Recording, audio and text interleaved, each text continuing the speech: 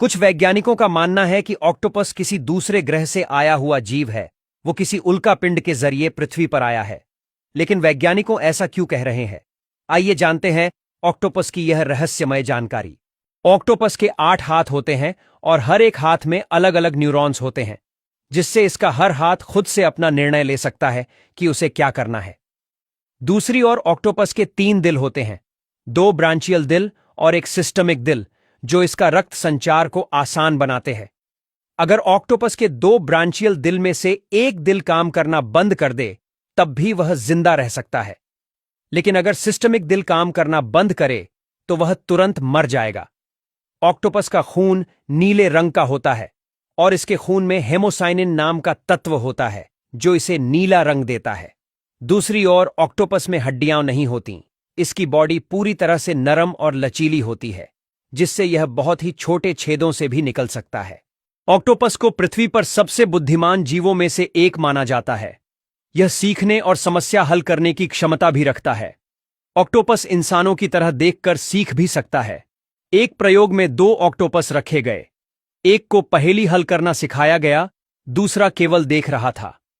जब दूसरे ऑक्टोपस को वही पहेली दी गई, तो उसने पहले वाले से कहीं जल्दी हल कर ली।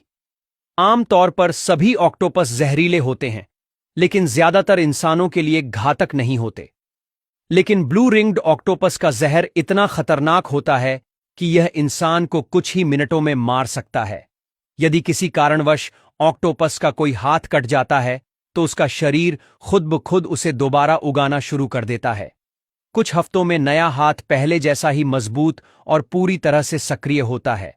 ऑक्टोपस के शरीर में एक विशेष ग्रंथि होती है, जो स्याही को स्टोर करके रखती है। जब ऑक्टोपस किसी खतरे में होता है, तो यह ग्रंथि में से तेजी से स्याही छोड़ता है। यह स्याही पानी में एक गहरे धुएं जैसी धुंध बना देती है, जिससे शिकारी भ्रमित हो जाता है और ऑक्टोपस को भागने का समय मिल जाता है। दूसरी ओर ऑक्टोपस की प्रजनन प्रक्रिया बेहद अलग और जोखिम भरी होती है, क्योंकि प्रजनन के बाद नर और मादा दोनों की मौत हो जाती है। जब प्रजनन पूरा होता है, तब ऑक्टोपस की कई प्रजाति में मादा नर को खा जाती है, जिससे मादा को अंडों देने के लिए विशेष ऊर्जा मिलती है। दूसरी ओर जब मादा अंडे देती है, तब वह अंडों की देखभाल में इतनी व्यस्त हो जाती है कि खुद खाना पीना भूल जाती है, जिसके चलते ऊर्जा की कमी की वजह से मादा भी मर जाती है। जब ऑक्टोपस के बच्चे अंडों से बाहर आते हैं, तब उसकी देखभाल के लिए कोई नहीं होता। वो अकेले ही अपना जीवन शुरू करते हैं। लेकिन कुछ वैज्ञानिक क्यों कहते हैं कि ऑक्टोपस दूसरे ग्रह से आया हुआ जीव है? दरअसल कुछ वैज्ञानिकों का मानना है कि ऑक्टोपस या उसके पूर्वजों के अंडे किसी उल्कापिंड के जरिए पृथ्वी पर आए थे। जब उल्कापिंड समुद्र में गिरा, तो इन जीवों ने वहां जीवन शुरू किया। दरअसल ऑक्टोपस में 33,000 से अधिक प्रोटीन कोडिंग जीन पाए गए हैं, जबकि इंसानों में यह 25,000 जीतने ही होते हैं। ऑक्टोपस के डीएनए इतने अलग हैं कि यह पृथ्वी के अन्य जीवों से बिल्कुल अलग लगता है, जिससे कुछ वैज्ञानिकों का मानना है कि यह किसी उल्कापिंड के जरिए पृथ्वी पर आया होगा। लेकिन अभी तक इसका कोई ठोस प्रमाण नहीं मिला है।